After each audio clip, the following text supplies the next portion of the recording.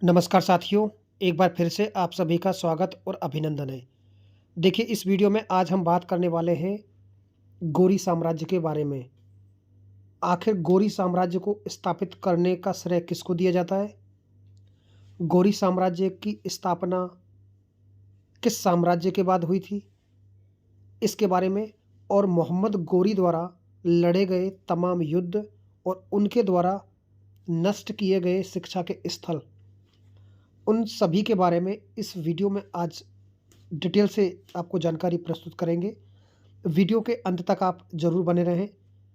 Video के अंत तक बने रहेंगे तो आज मोहम्मद गौरी से संबंधित संपूर्ण फैक्ट आपके समझ में आ जाएंगे। चाहे वो परीक्षा यूपीएससी की हो, चाहे वो एसएससी की हो, जीडी की हो, रेलवे, एनटीपीसी, तमाम परीक्षाओं में ये उपयोगी वीडियो सिद्ध होगा। इसलिए तमाम वीडियो देखने की अपेक्षा एक वीडियो में आप संतुष्टि प्राप्त करेंगे। बात कर लेते हैं गौर वंश अर्थात गौरी, मोहम्मद गौरी द्वारा जो साम्राज्य स्थापित किया गया था उसके बारे में बात कर रहा हूँ। तो जो गौर वंश है, इस गौर वंश के शासक गजनी वंश के सामंत थे। देखिए इस प्रकार का प्रश्न कई बार की परीक्षाओं में पूछा जाता है कि जो गौर वंश के जो शासक थे वो पहले किस वंश के सामंत माने जाते थे। तो ये गजनी जो वंश था, जो जिसके प्रमुख जो माने जाते हैं महमूद गजनवी, लेकिन अल्पतगीन द्वारा गजनी वंश की स्थापना की गई थी। उसके बाद उसके पिताजी आए थे अल्पतगीन। अल्पतगीन के बाद में आया था महमूद गजनवी। ओके, तो महमूद गजनवी, इसलिए उनको गजनी वंश या गजनवी वंश कहा जाता था। तो वो उसमें प्रमुख दावेदार रहे थे महमूद गजनवी गजनी वंश में। ध्यान रखें गौर वंश अर्थात जो मोहम्मद गौरी का जो साम्राज्य था वो भी मोहम्मद गौरी ने स्थापित नहीं किया था। तो वो किसने किया था वो भी फैक्ट आपको जानने हैं। तो देखिए मैं अभी आपसे बात कर रहा था गौर वंश के शासक गजनी वंश के सामंत थे। गौर वंश के संस्थापक कौन थे, अब आपको ये जानना है। देखिए ये देखिए आप, अलाउद्दीन जहां साज, यानी अलाउद्दीन जहां साज गौर वंश के यानी सह संस्थापक माने जाते हैं। इसे स्थापित किया था। आगे देखेंगे, नोट लगा के हमने एक बहुत अच्छा बिंदु लिखा है। ये लिखा मैंने गयासुद्दीन मोहम्मद गौरी। अब ये कौन है? गयासुद्दीन मोहम्मद गौरी, ये मोहम्मद गौरी के बड़े भाई थे और मोहम्मद गौरी का पूरा नाम है शहाबुद्दीन मोहम्मद गौरी। आपने पढ़ा होगा। तो मोहम्मद गौरी के बड़े भाई हैं, ने स्वतंत्र गौर वंश की स्थापना की थी। कहने का मतलब है जो अलाउद्दीन जहां सोज, इसने गौर वंश की नींव रखी थी गजनी साम्राज्य को समाप्त करके, जो गजनवी साम्राज्य था उसको। लेकिन इसको स्वतंत्र रूप देने में जो कामयाबी प्राप्त की थी वो थी गयासुद्दीन मोहम्मद गौरी अर्थात मोहम्मद गौरी के बड़े भाई। इसने इसे स्वतंत्र स्थापित किया था। ध्यान रखें, अब बात करेंगे शहाबुद्दीन मोहम्मद गौरी अर्थात मोहम्मद गौरी। 1173 ईस्वी को ये शासक बने थे, क्योंकि मोहम्मद गौरी के जो बड़े भाई गयासुद्दीन मोहम्मद गौरी हैं उसने इसे 1173 ईस्वी में सत्ता पर बैठाया था। ये जो 1173 ईस्वी इस समय सत्ता पर बैठाया और इसने पूर्ण रूप से गौरी वंश की नींव रख दी थी। नोट, भारत में तुर्की साम्राज्य का संस्थापक भी इसी को माना जाता है, क्योंकि मोहम्मद गौरी तुर्की का था। समझ रहे हैं आप? तो ये क्या है कि भारत में तुर्की साम्राज्य के संस्थापक कौन है? तो मोहम्मद गौरी माने जाते हैं। इसके बीच में मैं आपको बताता हूँ। देखिए मोहम्मद गौरी के आक्रमण। अब हमें सबसे इंपॉर्टेंट बात यह कि मोहम्मद गौरी के बारे में समझना है। तो जो मोहम्मद गौरी के जो आक्रमण है वो फर्स्ट आक्रमण था इसका मुल्तान पर आक्रमण 1175 ईस्वी, यानी 1175 ईस्वी को फर्स्ट आक्रमण था इसका ये। अब पेपर में पूछ ले जाए कि सबसे पहले मोहम्मद गौरी ने शासक बनने के बाद जो आक्रमण किया था वो था मुल्तान। मुल्तान पर आक्रमण 1175 में। गुजरात में आक्रमण किया था इसने 1178 ईस्वी में। लेकिन यहाँ सबसे इंपॉर्टेंट प्रश्न उमड़ के आया है और वो प्रश्न क्या है, देखिए यहाँ के शासक थे गुजरात के मूलराज सेकंड और मूलराज सेकंड द्वारा ये पराजित हुए थे। ऐसा बताया जाता है कि मूलराज सेकंड ने इसे बुरी तरह से पराजित किया। नोट लगा के मैंने एक लाइन लिखी है, मोहम्मद गोरी की ये प्रथम पराजय थी। ध्यान रखें, उसने पहला आक्रमण कब किया था? 1175 में, जिसे जीत गए थे। 1178 में इसने गुजरात को जीतने की कोशिश की थी और गुजरात जीतने की एवज में मूलराज वहाँ के शासक थे और मूलराज ने इसे, मूलराज सेकंड, तो मूलराज द्वितीय या सेकंड ने इसे बुरी तरह से पराजित किया और ये मोहम्मद गोरी की क्या थी? प्रथम पराजय थी। इसके बाद में सबसे इंपॉर्टेंट काम जो मोहम्मद गोरी ने किया था वो पंजाब विजय था। ये 1179 से लेकर के और 1186 तक इन्होंने लगातार पंजाब पर आक्रमण किया कि मैं जब तक पंजाब को संगठित नहीं कर पाऊंगा, पंजाब को नहीं जीत पाऊंगा, तो मैं गुजरात जीतने वाला नहीं हूं। तो इसने देखिए 7 वर्ष का समय लिया यहाँ और 7 वर्ष तक इसने गुजरात, उसको पंजाब को जीता है। तो पंजाब जीतने के बाद में इसने जब चौथा आक्रमण किया है, ये अरब हिंद, लाहौर, सियालकोट, भटिंडा, इन पर विजय हासिल की थी और वो 1186 में ही। देखो 1186 में दिखाऊंगा अभी आपको। देखिए 1186 ईस्वी में, और इसने क्या है, अबर हिंद, लाहौर, सियालकोट, भटिंडा, इन पर इसने क्या है, विजय प्राप्त की है। सबसे इंपॉर्टेंट बिंदु क्या है, जो अबर हिंद है, ये इंपॉर्टेंट है। अबर हिंद में, सॉरी ये तबर हिंद है, अबर हिंद नहीं है, सॉरी तबर हिंद है। तो ये क्या है, जो तबर हिंद है, ये पृथ्वीराज चौहान तृतीय का क्षेत्र अधिकार था। ये तबर हिंद है, तबर हिंद, यानी तबर हिंद पृथ्वीराज चौहान तृतीय का क्या था, ये एरिया था, ये क्षेत्र था। इसको इसने विजिट कर लिया था।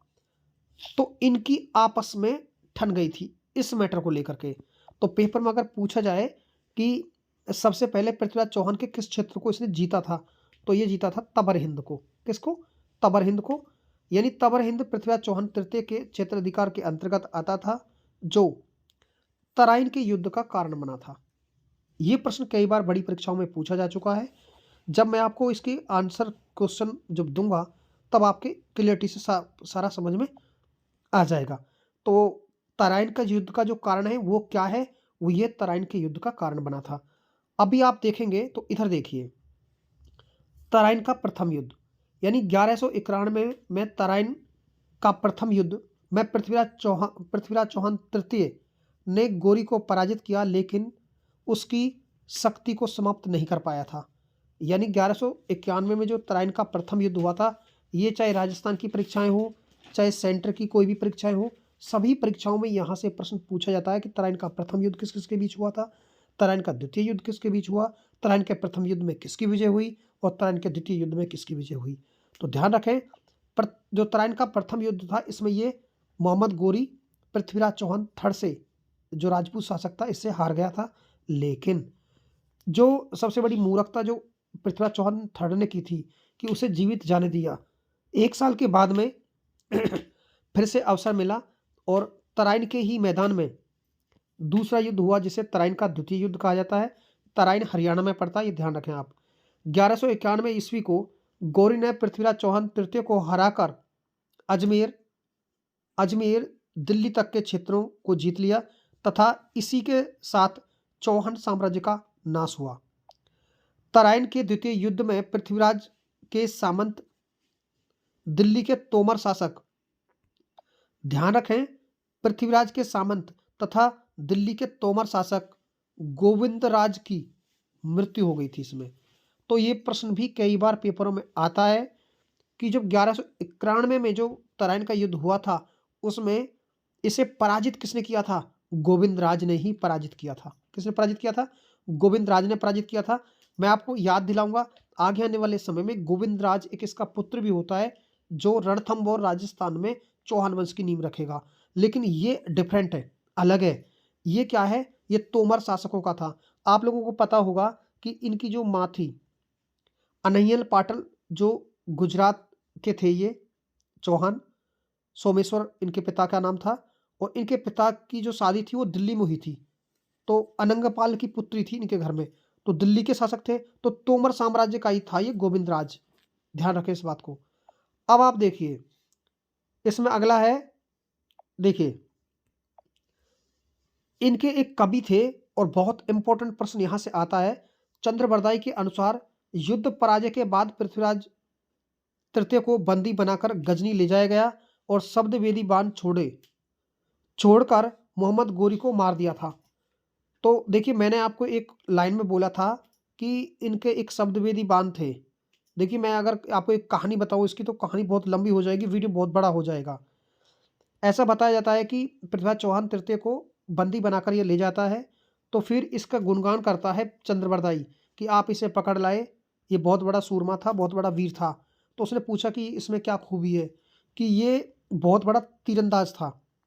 तो ऐसा बताया जाता है कि उसने कहा था कि क्या मुझे ये मार सकता है, इसकी आंखों में आंखें, ऐसा बताया बताया जाता है कि इसकी आंखें फूट गई थी युद्ध के दौरान, दोनों, इसकी दोनों आंखें नष्ट हो गई थी। तो इस तरह से जो मैंने आपको चबूतरा बनाया, इस तरह चबूतरा बना हुआ था और उस चबूतरा पर, और ये क्या है, बैठ गया था। कौन खड़ा हो गया था? मोहम्मद गोरी। मोहम्मद गोरी जैसे इस पे खड़ा हुआ चबूतरे पर, और चबूतरे पर खड़ा होने के बाद में, और इससे बोला गया क्या तेरा व्यक्ति अब मुझे मार सकता है? तब इसने कहा था कि हाँ। तो इसने एक शब्दवेदी बाण बोले थे, मैं आपको बोल रहा हूं, जरा वो समझना क्या है। कि 4 बांस 24 गज अंगुल अष्ट प्रमाण, ता ऊपर सुल्तान है मत चूके चौहान। आगे होगा समझ में। इसका जो एक कोटेशन था चंद्रबरदाई का, बहुत इंपॉर्टेंट है, पेपर में हर बार पूछा भी जाता है कि 4 बांस 24 गज अंगुल अष्ट प्रमाण, ता ऊपर सुल्तान है मत चूके चौहान। तो इस तरह इसको क्या इंडिकेट कर दिया था कि 4 बांस लगा, 4 बांस 24 गज, 24 गज का अनुमान लगा, 4 बांस 24 गज अंगुल अष्ट प्रमाण, और 8 उंगली रख, और ता ऊपर सुल्तान, उसके ऊपर सुल्तान खड़ा है, और उसकी लंबाई तुझे पता है कितनी है। तो ऐसा बताया जाता है कि शब्दवेदी बाण के माध्यम से मोहम्मद गोरी की दोनों आंखों को छलनी कर दिया था पृथ्वीराज चौहान तृतीय ने। ऐसा चंद्रबरदाई के लेखों में मिलता है। इनका एक ग्रंथ है पृथ्वीराज रासो, जो हर बार पेपरों में पहले नंबर पर आता है। अब देखिए अगला, देखिए इसमें एक और व्यक्ति हुआ है, उसका नाम है, मैं आपको देखो समझा देता हूं, हसन निजामी। बहुत इंपॉर्टेंट है। हसन निजामी के अनुसार युद्ध में पराजित होने के बाद पृथ्वीराज ने अधीनता स्वीकार कर ली। हसन निजामी क्या कहता है कि पृथ्वीराज ने अधीनता स्वीकार कर कर ली और गोरी ने उसे अजमेर में अपने अधीन रखकर शासन करवाया। आगे गोरी के विरुद्ध विद्रोह करने की कोशिश की, जिसमें पृथ्वीराज मारा गया। तो ये तो कहता है हसन निजामी। तो हसन निजामी क्या कहता है कि वो यहाँ रहा था और इसके अधीन इसने क्या है, शासन किया था। जबकि चंद्रबरदाई क्या कहता है कि वो उसे अपने प्रदेश ले गया था और वहाँ उसकी शब्दवेदी बाणों के माध्यम से उसकी हत्या कर दी थी। तो इस तरह की किंवदंतियां भी हैं इसमें। अब अगला देखिए, अधिकांश विद्वान इसी को स्वीकार करते हैं, जिसकी पुष्टि अजमेर से प्राप्त सिक्कों से होती है, जिसमें एक तरफ घोड़े की आकृति और दूसरी तरफ मोहम्मद बिन साम लिखा है, तथा दूसरी तरफ बैल की आकृति बनी हुई है एवं पृथ्वीराज लिखा हुआ है।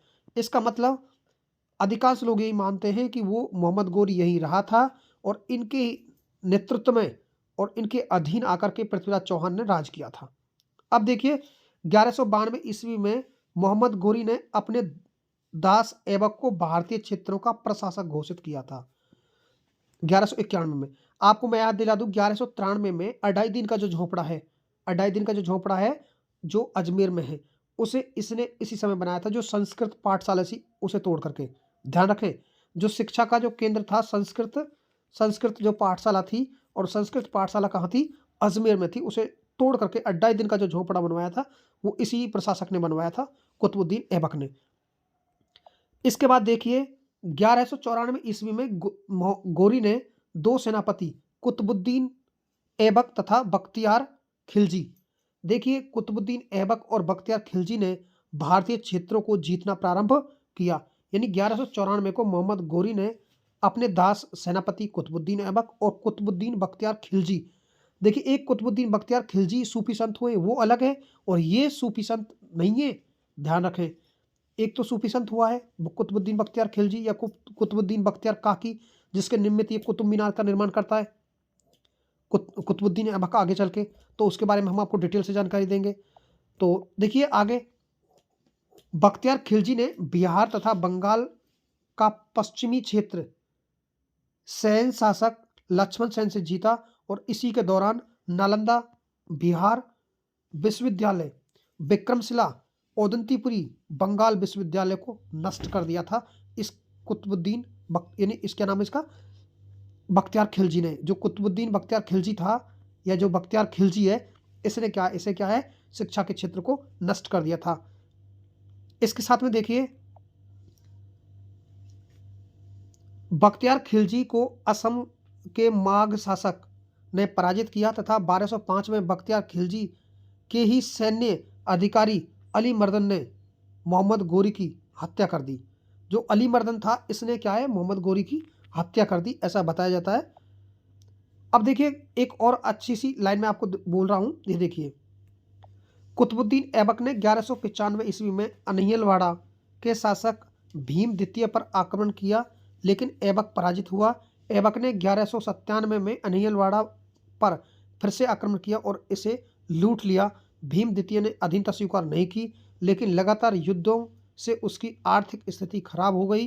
अतः भीम की मृत्यु के बाद गुजरात में सोलंकी वंश के स्थान पर बघेल वंश की स्थापना हुई थी। जब बघेल वंश की स्थापना होती है तो बघेल वंश में आपको अच्छे से समझाऊंगा। कुतुबुद्दीन ऐबक एक बघेल शासक की पत्नी को अपने घर ले आता है, आगे देखना मैं समझाऊंगा आपको। तो 1203 ईस्वी में ऐबक ने चंदेल शासक परमर्दी देव को कालिंजर जीत लिया था। जो 1203 ईस्वी में ऐबक ने परमर्दी देव, आपने नाम सुना होगा चंदेल शासक परमर्दी देव, जिसके 2 वीर सेनापति आला और ऊधल थे, सुना होगा आपने उसका। इसके बाद देखिए मोहम्मद गौरी की मृत्यु। जो मोहम्मद गौरी की जो मृत्यु है वो 1206 ईस्वी को हुई थी, 1206 ईस्वी में मोहम्मद गौरी की मृत्यु हुई। पंजाब के खोखर जनजाति के विरुद्ध के दौरान, मैं आपको याद दिला दूं, ऐसा बताया जाता है कि ये नमाज पढ़ रहा था और इन मोहम्मद गौरी की दोनों आंखें थी नहीं, और जैसे इसको पहचान लगी किसी इंसान की कि कोई मेरे पास पीछे आ रहा है, तो ऐसा बताया जाता है कि जो नमाज पढ़ने का जो स्थान होता है उससे चबूतरे से उतरने की कोशिश कर रहा था, अनबैलेंस हो गया और गिर गया। बताया जाता है कि उसी समय इसकी क्या है मृत्यु हो गई थी। तो कई बार इसका प्रश्न पूछा जाता है कि नमाज पढ़ते समय किसकी मृत्यु हुई थी, तो वो हुई थी मोहम्मद गौरी की। अब देखेंगे गौरी ने अपनी मृत्यु से पूर्व अपने दास को अपना उत्तराधिकारी नियुक्त कर दिया था, जिसका नाम था कुतुबुद्दीन ऐबक। गौरी ने लक्ष्मी की आकृति वाले कुछ सिक्के भी चलाए थे, और गौरी की मृत्यु के बाद उसका साम्राज्य अब 3 दासों में विभाजित हो गया था। आगे चल करके ये तीनों दास आपस में डिस्टर्ब भी होंगे, और कुतुबुद्दीन ऐबक को क्या मिलेगा और इनको क्या मिलेगा इसके बारे में जानकारी अभी मैं आपको दे रहा हूं, थोड़ा समझ लीजिए। देखिए कुतुबुद्दीन ऐबक को भारतीय क्षेत्र, ऐबक ने दिल्ली को इस्लामी साम्राज्य का केंद्र बनाया था। ये बहुत इंपॉर्टेंट क्वेश्चन है कि भाई मोहम्मद गौरी ने किस दास को क्या दिया था। और एक है ताजुद्दीन यल्दौज, इसे गजनी क्षेत्र दिया था, और नासिरुद्दीन कुबाचा इसे उच्च तथा सिंध पाकिस्तान ये क्षेत्र दिया था। गौरी ने इंद्रप्रस्थ में अपने विश्वास प्राप्त सहायक ऐबक के नेतृत्व में एक सेना रख दी, जिसका कार्य हिंदू शासक से संधि करना और विद्रोह दबाना था। अतः ऐबक का पहला मुख्यालय दिल्ली के पास इंद्रप्रस्थ ही था। इधर अजमेर में हरिराज ने गोविंदराज को हराकर चौहानों की स्वतंत्रता के लिए प्रयत्न किया, परंतु ऐबक से हार गए। तो मैं आपको याद दिला दूं, मोहम्मद गौरी की मृत्यु के बाद में कुतुबुद्दीन ऐबक और ताजुद्दीन यल्दौज और नासिरुद्दीन कुबाचा, इन तीनों व्यक्तियों में संघर्ष होता है, और ऐसा बताया जाता है कि आगे इनके तीनों के रिश्ते भी होंगे। एक की लड़की दूसरे के साथ, दूसरे की लड़की तीसरे के साथ, इनका रिश्ता विवाह होंगे, और विवाह होने के बाद में फिर इनको क्या है किसी को नदी में डुबा के मारा जाएगा। तो आगे वीडियो बहुत इंटरेस्टेड होगा। मैं बात करूंगा गुलाम वंश की, जो दिल्ली सल्तनत काल का पहला साम्राज्य माना जाता है, और कुतुबुद्दीन ऐबक भारत का पहला मुस्लिम शासक होगा। अब तक क्या इन लोगों ने यहाँ पे साम्राज्य चलाया था, लेकिन स्थायी रूप से साम्राज्य नहीं चलाया था। तो आप वेट करना अगले वीडियो के लिए, मैं आपसे बात करूंगा अगले वीडियो में, और वो होगा गुलाम वंश। गुलाम वंश जिसे इलवरी वंश, दास वंश, मामलुक वंश आदि नामों से भी जाना जाता है। तो आज के लिए इतना ही। थैंक यू, धन्यवाद।